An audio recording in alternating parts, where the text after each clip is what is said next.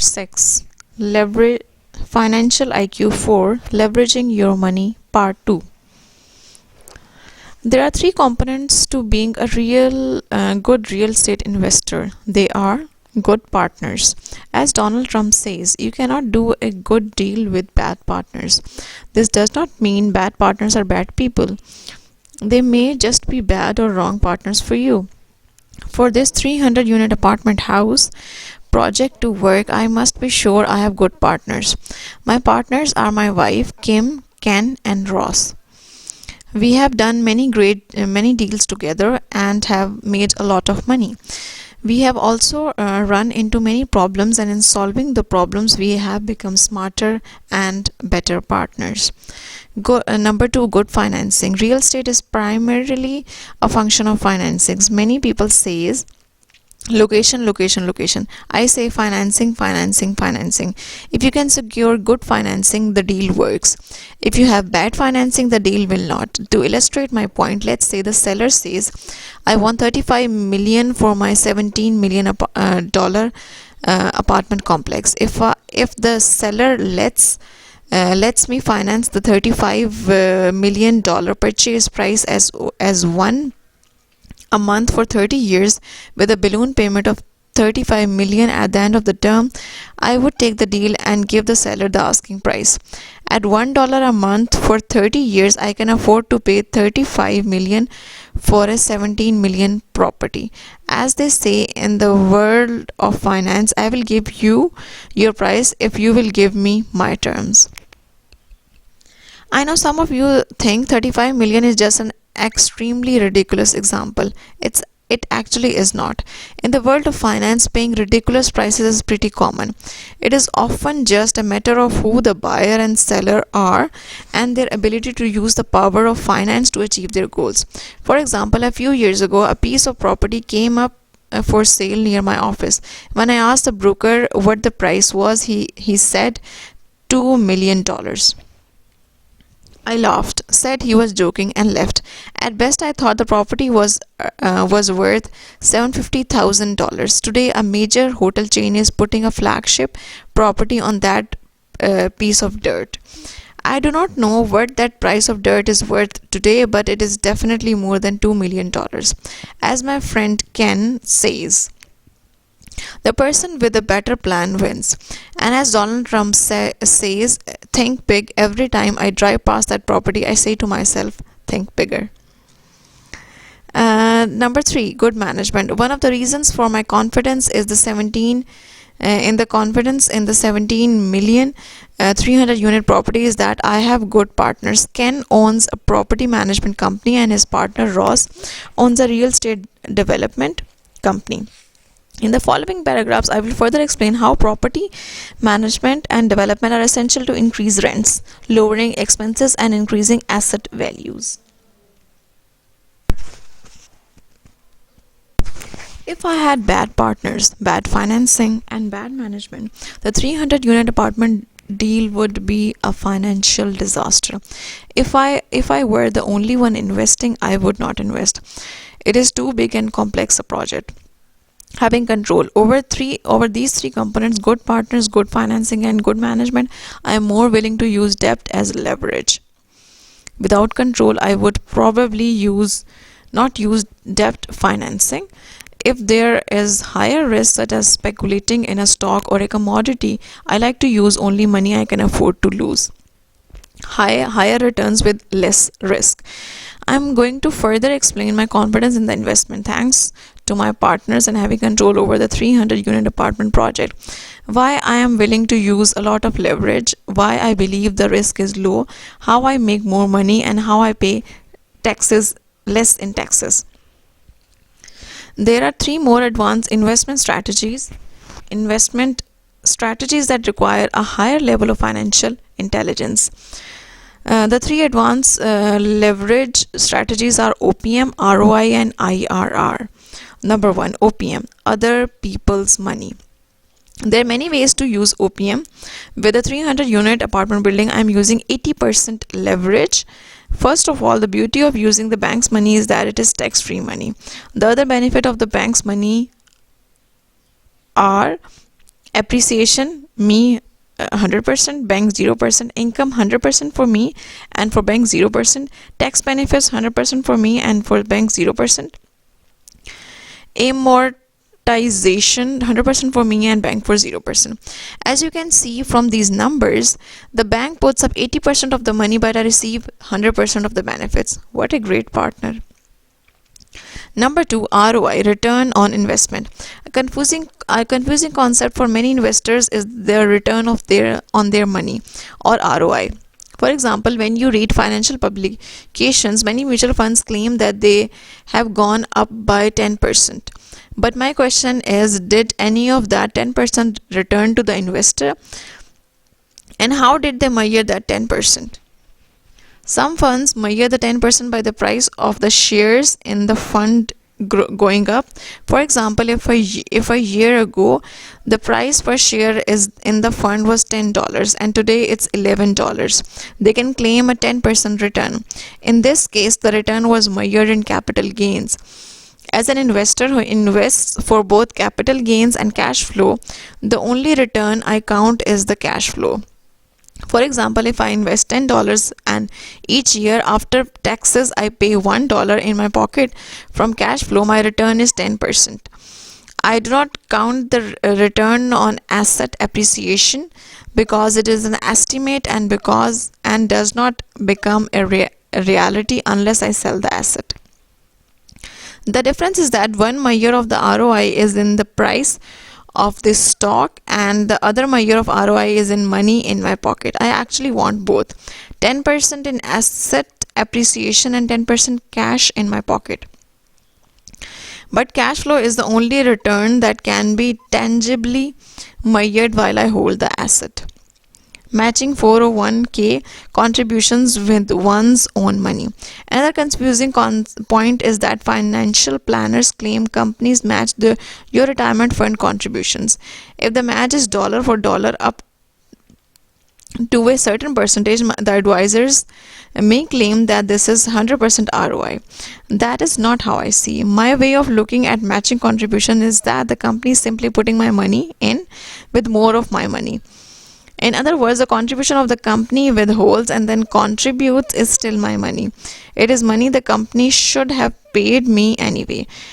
It is part of my total compensation and expense to the company. What I talked about leveraged returns, I am talking about someone else's money, not my money. More leverage, higher returns. The reason leverage is so important is because the higher the leverage, the higher the return. For example, if I buy $100,000 rental unit with my money and I receive $10,000 a year net income, my cash on cash return is 10%. If I borrow $50,000 and I'm still able to receive a $10,000 return, my cash on cash return is 20%. If I finance the entire $100 and I receive $10,000, my return is infinite. Infinite means return means money for nothing. That $10,000 flows into my pocket and nothing comes out. The renters cover my expense and I receive the income. Money for nothing. In my next example, again using the 300 unit apartment house, I will explain how I receive an infinite return by using leverage. This way, the way this will be done is by raising rents and adding washers and dryers to each of the 300 units. The net $100 a month increase in rents is due to increased rents to match the competition, upgrades to the exterior and fitting each units with washers and dryers. This $100 a month increase in income is a 100% finance transaction. We get extra money from the bank to do the renovations. We have the control. The increase in debt is more than covered by our increase in income. This extra $100 is technically an infinite return because all the expenses fronted by the bank and all the returns come to me. The increase in $100 per month is multiplied by 300 units. This is an increase in gross income of $30,000 a month and $360 $360,000 a year on top of the cash flow, and we are already getting. This $360,000 is an infinite return measured by cash flow in hand, not some fictitious capital gain on paper. In summary, the bank puts up 100% of the money for these improvements, and we receive the increase in income. The tenants pay for expenses and the mortgage. Number 3, IRR, internal rate of return. One of the more complex, sophisticated, and often confusing measures of ROI is the internal rate of return. If investor really know that what they are doing, they can increase their ROI by understanding IRR. In overly simplified terms, the internal rate of return measures the other returns and other leverage that a well-contributed investment can provide. Number 1, income column. Passive income. Most people understand that gross rents are part of the income column, yet IRR also measures other forms of income. Passive income is subject to lower tax rates than earned income. In the US, passive income is not subject to social security or self-improvement taxes. In other words, these taxes do not show up as an expense in the expense column, which is technically again an income. Expense column. Depreciation. In the US, the tax department gives some investors an additional income that actually looks like an expense. This income is known as depreciation. Another term for depreciation is phantom income. The reason it is phantom income, it is because it's income that shows up somewhere else. For example, let's say my tax bill is $1,000. The IRS may allow me to depreciate my investment by $200, allowing me to pay only $800 in taxes. This additional $200 is phantom income, or money I did not have to pay. It is $200 that remains in my pocket instead of going to the government.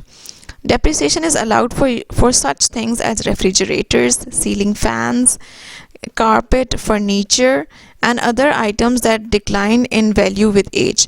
A tax accountant can explain this to you if you own a business or real estate.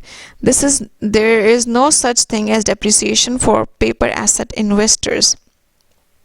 Liability column. Amortization. Another form of income is the investor is known as amortization, which is a fancy word for paying off debt on a scheduled basis. When you have good debt that someone else, such as renter pays for you, amortization becomes income to you. In other words, as a tenant pays down my debt, that payment is technically income to me. Income that is paid to reduce my debt as my cash stays in my pocket, ready for the next great investment opportunity to come my way. Additionally, while my tenant is paying down my debt, I still receive all the tax benefits associated with my investment. Number 4, asset column. Appreciation is the increase in asset value. This is also income to you. This is not appreciation based upon someone's appraiser's idea of an increase in sales price based on comparative sales in the area. The way I measure appreciation is by the actual increase in income to my income column. For example, the value of $360,000 in income from my 300 unit apartment house is measurable. This is not an exact method for defining IRR, but it gives you an idea of how an investor can increase his or her return on investment far higher than most investors can receive from paper assets. At least you have an idea of what an IRR is. I would guess 95% of investors have never heard of internal rate of return. So you are now smarter and sharper than 95% of the investors out there. The exit strategy. The beauty of the exit strategy on the 300 unit apartment house is once again the use of leverage to become even richer. Instead of selling the property and facing substantial capital gains, taxes on the profit, we pull out the money by refinancings. We are able to do this because we have increased the value of the property through our improvements and management. The bank recognizes this increase in value and you are able to borrow against it. By leveraging the property's value, we pull money out of the property tax free, and the improved operations more than cover the higher mortgage payment through higher income. By borrowing rather than selling, we get our down payment back tax free and we get to keep the asset. At this point, the property's income is an infinite return because we have no money invested in the deal, yet we receive the income. This is the ultimate leverage. Let's say after 5 years, we are able to refinance the property and pull out 4 million tax free.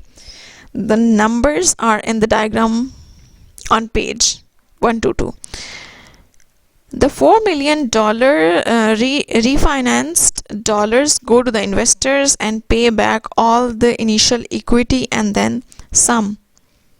Even better, we still maintain control over the 300 unit, and the increased mortgage payment of $280,000 is paid by the $360,000 increase in income. The $360,000 increase in rental income minus $280,000 in increased interest expense leaves a net of $80,000 in passive income. This $80,000 is an infinite return because the investors have received back their initial investment, yet they are still able to receive a cash flow. It is free income. The investors get $4 million back and move on to purchase another apartment house. This is an example of using control and leverage. This is an example of getting rich according to the rules of the new capitalism. Capitalism based on the use of debt to become richer, rather than work hard to get out of debt as those who follow the rules of old capitalism do. We work hard to find ways to get into more good debt and use more leverage, starting with nothing. To some of you, a $17 million 300 unit apartment building sounds like a big investment. To some of you, it's a small investment. 10 years ago, buying a 300 unit apartment seemed big to Kim and me.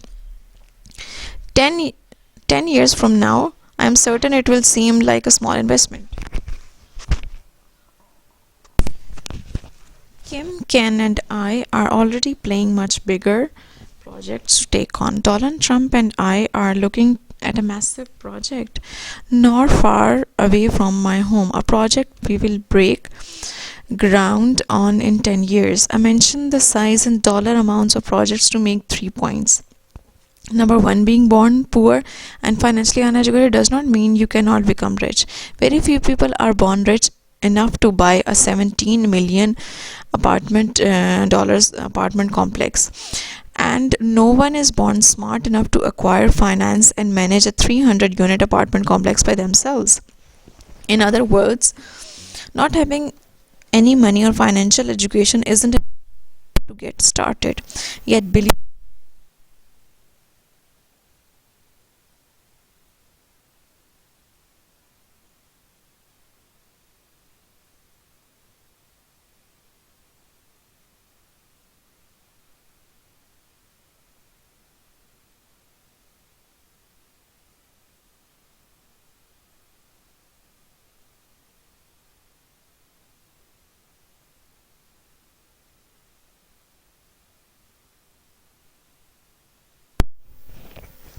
it's not recording. Number 2, start small and take baby steps. In 1989, Kim's first investment was a $45,000 2-bedroom, 1-bath home in Portland, Oregon. She puts $5,000 down and made $25 a month. She was extremely nervous when she took her first step. Today, a 17 million apartment house is boring to her. She is ready for bigger projects. In 1997, Ken started with 2-bedroom, 2-bath condo in Arizona. It costed $115,000 and he puts down $23,000. He made $50 per month in cash flow. Today he controls a real estate portfolio worth hundreds of millions of dollars. I bought my first investment property in 1973. I had no extra money to invest. I was still in the Marine Corps and had just purchased my first home. Rather than let low pay and no money stop me, I signed up for a real estate investment course for $385. Within a few months, I purchased my first investment property, a one-bedroom condo on the island of Maui, for $18,000. The property was in foreclosure and the bank was desperate to get rid of the unit. The bank let me put the $2,000 down payment on my credit card. The property made me about $35 a month after paying my mortgage and credit card bill, which is an infinite return since I borrowed 100% of the money.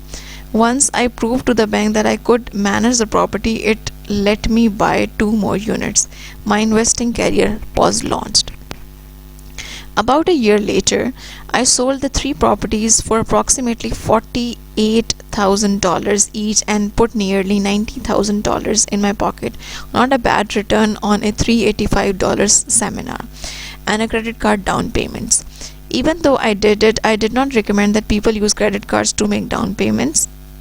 I do, however, recommend that a person read books and attend seminars before investing. One of the reasons the Rich Dad Company has intensive investment seminars is because I strongly believe in the power of our minds. Our minds are our most important form of leverage. At our seminars, the instructors are fabulous. I must admit that they are better teachers than I am. They are more focused and thorough with their content and delivery. They are more trained, dedicated to your success, and most important, they practice what they preach. Most students report that our courses open up their mind to a world of new opportunities, different ways of becoming financially free, and change their lives forever. You can find out more information on our website richdad.com. Dream big. Most of us know that a child must be allowed to dream. The same is true for adults. As a couple, Kim and I have big dreams. Our dreams keep our marriage rich, young, and fun. Bigger investment projects keep us learning together, operating as a team, and growing together rather than growing apart. Instead of living below our means, we dream big, learn, and invest carefully in order to go beyond our means. It's not just about money, it's about life. Personally, Kim and I think it is a tragedy to live below your dreams.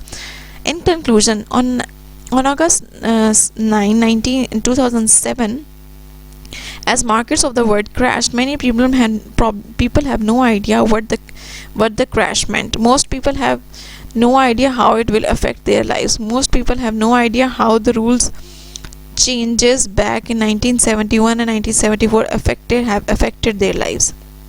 Today, even in the richest country in the world, the US, millions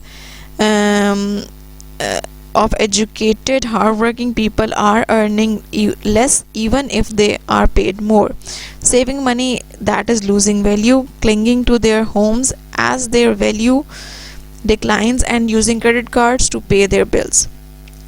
To make matter worse, because of a market crash, millions of educated, hardworking people think that investing is risky, and to attain higher returns means that you have to take a greater risk. There are only a few people who know that the key to leverage is control, and the key to control is financial intelligence. The good news is that the higher your financial intelligence, the more money you make without needing money. In this new capitalism, it is truly possible to make money for nothing.